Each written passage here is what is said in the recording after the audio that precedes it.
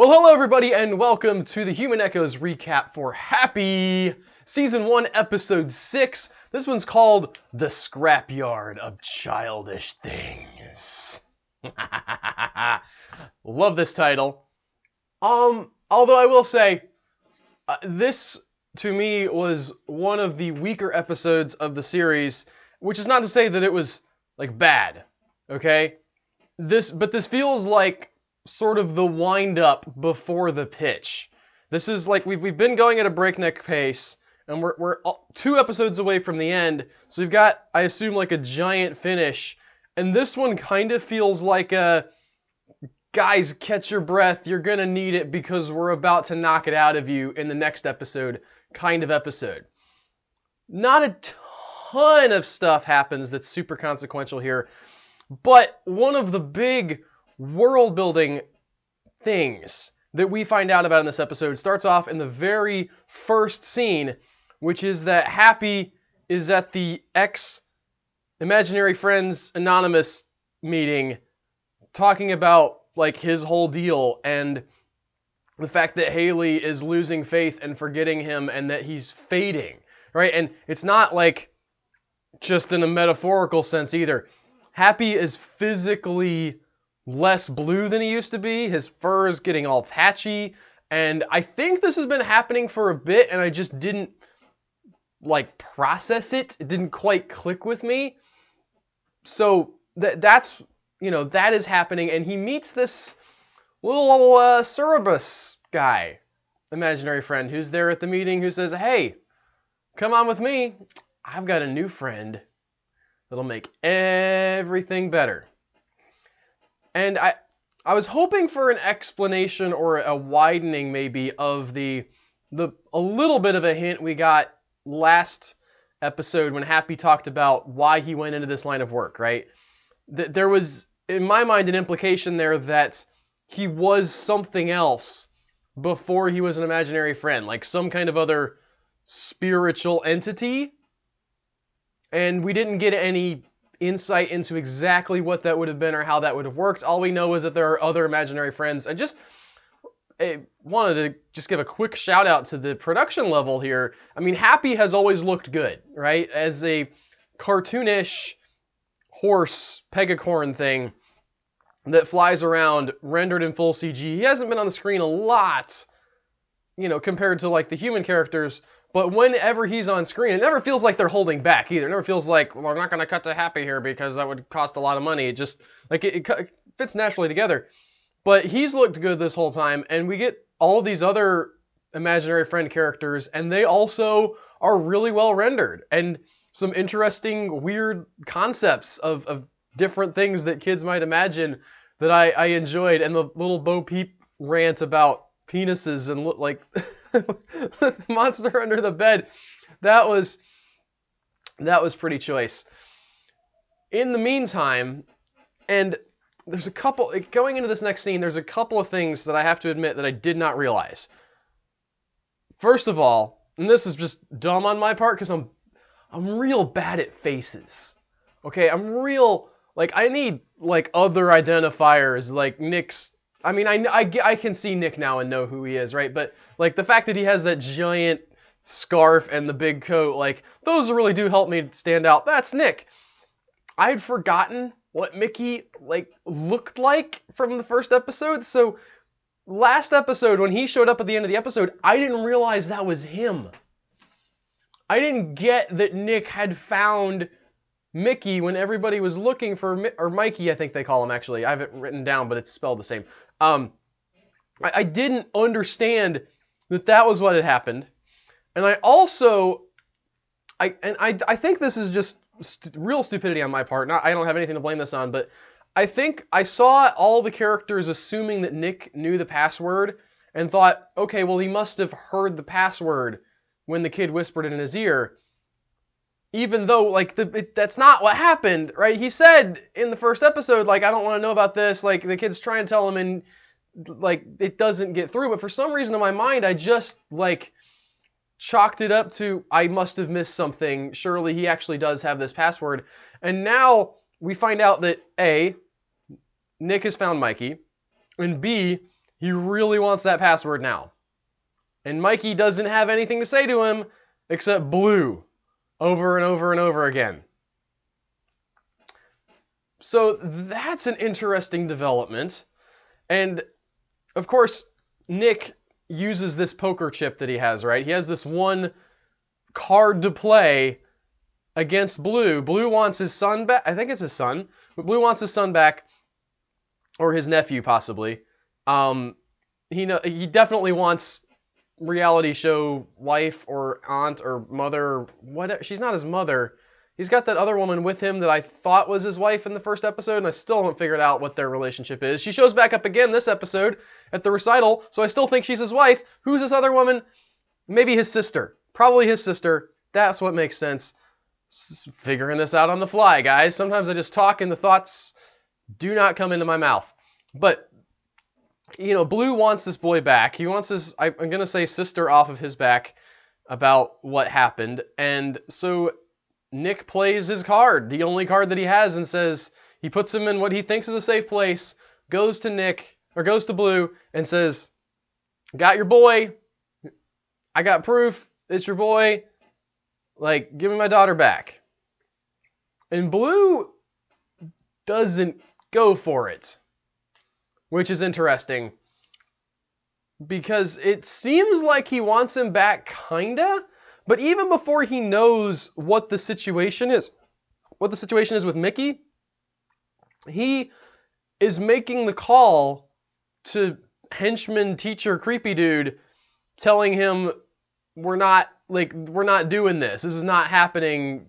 You know, we get that sort of fake out because we cut to Haley in the classroom, and creepy dude says, "Who here has a daddy named Nick? You can go home if you have a daddy named Nick." Or no, he doesn't say the name. I'm sorry. Policeman Daddy. And one of the girls very smartly stands up and says, "I've got a dad who's a policeman and I want to go home. Get me out of here." Of course, he sees through the ruse because she's a child. But he does find out that it's Haley, and it's not gonna be an exit strategy for her. They're not gonna let her go. I don't know if Blue just doesn't care enough about Mikey to sacrifice this, or if, and this is another possibility, I don't know exactly what the stakes are here for Blue. It's possible that he just can't give up any of these kids because the people who are in power over him would do way worse things to him than losing his nephew would ever be. But Nick doesn't know this. He's holed him up in this church. And the other, one of the other big things that happens in this episode is that Mikey is with this priest, right? He's been strapped to this chair, but he gets loose, and he wanders in the confessional booth. And the priest, trying to do the right thing, goes in there to take his confession, and Mikey demons out. Mikey just straight up starts talking Latin at him, and look with a crazy demon voice. They talk like this and the little modulation that they put on the demon voice when people do the demon voice so that it sounds otherworldly. Like that. He does that thing and freaks the priest out. And I do like, this priest character is kind of fun because it really, honestly, for a person who has 3 scenes, he's super well fleshed out. He starts off with fighting with his internal feelings about the fact that there's this dude tied naked to a chair, and trying to pray away the whatever. And Nick gets asks him about talking to things that aren't there, right? And the priest has a really solid listen, God's there for me. He responds when he talks to me every day. I have strong faith here, and this is a guy who's clearly not privileged, all right, not particularly well off in any particular capacity. He's come from another country. He's got a green card. He's working for the church, so probably a limited. He doesn't have a lot of room to be high and mighty over people except for this one thing, and then to have his faith just smashed to pieces with a sledgehammer because he meets this demon thing was a lot of fun. And especially the moment as he runs out of the church and stuffs the money from the collection plate into his pockets as he's just running away from this thing. I enjoyed that bit pretty much all the way. And the demon walks out and he's free. And it's fun that the show throws these kinds of curveballs at the characters. That, you know, Nick has something that he should be able to use. He has a bargaining chip, right? He has a leverage of some kind, and the leverage just gets up and walks away. The plans do not work out. I love that the plans of the characters in this episode just fail miserably. Now, Happy has this plan where he's going to get his life back together. That just splats him right in the face with the Cerebus turning out to be the little kid's imaginary friend who's Blue's kid. I guess evil's hereditary. Or maybe there's more demon things out there. Speaking of demon things, like the fact that this guy is revealed to have some other thing in him, possibly he's zombified and like brought back by this doodad. I don't know what kind of entity we're dealing with here, but it ain't Mikey, at least not 100% anymore, because Mikey did not strike me as the kind of gentleman who would know how to talk Latin. I had a little Latin in high school, and I don't even know what he was saying. So, possibly we're dealing with like another spiritual force, and I'm hoping that we tie these in with the imaginary friends as well. Again, we didn't get a lot of that info, but that's where my brain goes in trying to tie all this together. It seems like if you're going to have a spiritual world, like you can't have like 8 different spiritual worlds that don't know about each other. They probably are kind of connected somehow. So Nick goes to Blue. He thinks he's still got the stuff in hand. Mikey, on the other hand, has wandered off back to the sauce. Which I'm kind of getting. I'm sort of on Blue's side here. I'm getting a little bit tired of the subplot with the reality show. Like nothing will make me happier than seeing like these reality show women get some kind of justice at the end of this, just because of how annoying they are.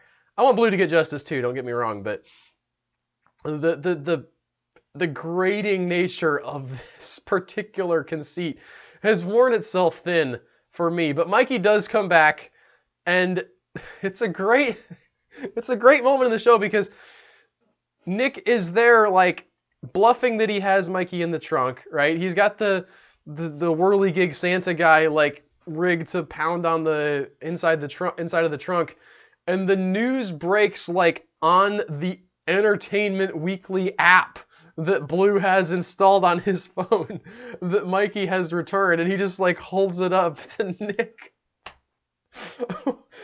It's just like a giant middle finger to Nick and his plans and everything he wanted. The other plan, by the way, that goes completely awry is Haley takes matters into her own hands. She says she sees somebody going out of the door of the prison that they're in, right? They can see through the window that there's this warehouse or whatever, and she looks out and she sees the lights of New York. Her and the kids escape, which there was a great moment there where one of the kids was like, but the door's locked, and then just smash cut to them like bashing the window out. Beautiful edit and just obvious solution, but sometimes you're like, why didn't you try kicking through the sheetrock, guys? It's not like metal or anything, but you know, that's the movies. But these characters don't do that. They smash through the sheetrock, they go out the door, and they find themselves in, I guess it's like a set? I'm trying to rationalize here why there's a giant backdrop of New York City set up in this room right outside the door. It's now entirely possible that it's just there to trick people from the inside of the warehouse, but that seems like a lot of work to do. Like you could just have double doors or something, like just not show the outside. My gut tells me that it's set up for a photo shoot kind of thing, where the kids like are going to have their picture taken because they're all dressed up in different outfits. And again, sort of the creepy implications of where all that's going. I assume that whoever's paying for them is maybe going to want like advance information about who they're going to get and what kind of kid it's going to be, and maybe they're going to take some pictures. It's just, even there though, all right, even if that's the explanation, it seems just enormous for that purpose. Like, just get like a backdrop with, you know, like the regular photo labs have. You don't have to have an entire like warehouse-sized room full of a backdrop of New York City. I don't know what that is. I don't know what the point of that is. It's cool. It's a great twist and just amazing way to show Haley being strong and trying to get out on her own, and also just like being in way over her head. But I don't understand it. Happy, in the meantime, has been going through some bad stuff. He's been tortured by this other Cerebus imaginary friend. He sees these other imaginary friends that have been kidnapped and like nailed to a wall, and he, you know, tries to convince one of them to break free. And it's interesting because these are all toys that have had their children forget them, or at least in the process of forgetting them. They say they're going to disappear if the children forget, so the children must be alive in some level. I don't know exactly how the mechanics of that work, but they wouldn't be here if they hadn't been rejected in some way. And I like that the dynamic here is that they're just ready to like give up. Right? The one toy that he tries to save just doesn't want to be saved because of how much it hurts that he's been rejected by his kid. And that feels, you know, that tracks for me. That feels like the kind of thing that if you were a created, I mean, the viciousness of this idea that children create real, conscious, independent entities with their minds, but only as long as they believe in them. That's like some rough stuff. That's some real messed up stuff if it's like every child who's ever had an imaginary friend has also killed it when they realized it wasn't real. That's a bad world. I mean, that just it's hard to stomach, okay? But that's what the implication here it is. And these guys who are once so full of wonder have had their eyes open to the horror of this world where they are they're destroyed by the thing that created them in the first place and are giving up. And Happy, you know, finally manages, you know, in the middle of all of the stuff that's happening. It's a little bit convenient that it's Blue's house, but I kind of understand that. He's nailed to the wall. He's succumbing to the, you know, the despair, right, that's taken over all these things. And in the midst of this despair, he hears Nick about to be shot in the garage. And Nick is about to be shot in the garage also. Just a side plot there. This was another thing that I felt like was a little bit weak in this episode, which was the fact that it kind of tracks, okay? It kind of does. These henchmen who work for Blue are supposed to kill Nick. And they're initially just going to, like, pull a gun and cap him in the driveway. And Blue's like, no, you morons. Go somewhere where people won't see you do it. And they get him in the garage, and Nick's on the floor. He's kneeling down. There's 3 of them with guns on him. And they're too starstruck by having Nick Sachs in their presence to actually pull the trigger right away. Like, the one guy's like, no, I gotta savor this. I gotta savor the moment. And it felt a little contrived to me, is what I'm saying. I could see the contrivance. All right, I could understand the contrivance. It wasn't so far contrived that I just rejected it like, no, this is not a thing. All right, it wasn't one of those. But it felt a little bit just mechanical. Like, I was like, oh man, I can see the gears moving under this watch. Which is kind of, those watches where you can see the gears move are kind of cool, but that's not this kind of watch. And you know how this is going to play out, right? You've seen this happen before. Nick stalls them long enough. They are stupid enough, and eventually he takes them out and fights them real good, because that's what Nick does.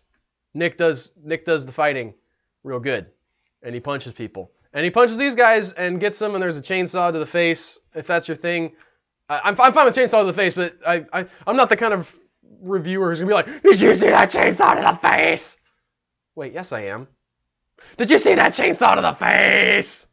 Sorry. didn't get enough sleep last night. I forgot that's the kind of person that I am. So chainsaw to the face. Two guys take each other. By the way, like the one guy who has the chainsaw like accidentally slams into the other guy's face, and then he gets his face chainsaw face sandwich. Not great. Happy breaks free, meets back up with Nick. Nick manages to find some kind words in his heart for Happy, and Happy gets regenerated, baby. Somebody believes in him. He's real again. He's blue again. He's a pegacorn again. His horn's not falling off. And things are about to get nutso. And like I said at the beginning, I felt like this one was just slightly less than some of the other episodes that we've had. But I don't hold that against it, okay? Not every episode can be the greatest episode of the series, and that's fine. And we're leading into some stuff that is, I think, going to be fantastic. We've got 2 more episodes to go. We're going to find out about the Bugface people, all right? They clearly visit that party shindig thing they've got going on. And I hopefully we're going to get more Demon information. I want to find out more about Demon Mickey. Demon Mickey is very interesting to me. I think that is going to be cool how that ties in. The fact that Blue's son knows about Happy now is a really interesting plot point as well. And the fact that he can see him. I don't know what the rules are of who gets to see who. Like, all kids can't see everybody else's imaginary friends, or like that we would remember in real life. So I don't know how that exactly is going to work out. But I think that we're probably going to have Happy trying to save the day, and Blue's at some point, and Blue's kid comes in and is like, "Dad, there's a blue pegacorn. Watch out." I don't know how that, I said that out loud and now it sounds really dumb. But something like that, where there's a plan and they have an idea of how to stop it, and then like because Blue's kid knows about this pegacorn, he'll be able to thwart it. There's a lot of pieces in motion. Again, only 2 more episodes, and this show keeps taking, like, zigging when you think it's going to zag, and vice versa. I just look forward. It's an experience every single week. It really is, and I'm looking forward to the next episode. The creator of the show, whose name has escaped me right at this second, I was tweeting at him, and he tweeted at me, like, "I cannot wait for you to see episode 7. It's pretty rad, and I can't wait either." So I hope you guys enjoyed this, and if you did, leave a like, subscribe to the channel if you haven't done that already, and leave a comment. Let me know what you thought of the episode. I love to hear you guys' thoughts. I try to reply to them as often as I can, and I will see you guys next week with another episode of the Happy Recap. Take care, y'all.